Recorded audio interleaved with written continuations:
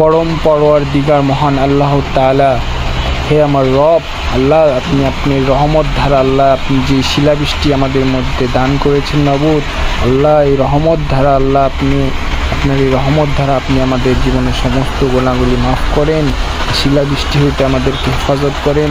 অনেক জীব জন্তু পশু পাখি আল্লাহ, গরিব দুঃখী মানুষ আল্লাহ কীভাবে আছে আল্লাহ, তাদেরকে তুমি হেফাজত করো মাবুদ। তুমি আমাদের জীবনের সমস্ত গুনাহ খাতাগুলো মাফ করে দাও মাবুদ। হে আমার রব, হে আমার প্রতিপালক, হে আমার সৃষ্টিকর্তা, হে আমার রিজিকদাতা, ইয়া রহমান রহিম, ইয়া মালিক, ইয়া কুদ্দুস, ইয়া সালাম, ইয়া জব্বার, ইয়া আহাদ, ইয়া সামাদু, ইয়া রহমান রহিম, ইয়া রহমান রহিম, ইয়া গফুর রহিম, ইয়া গফুর রহিম।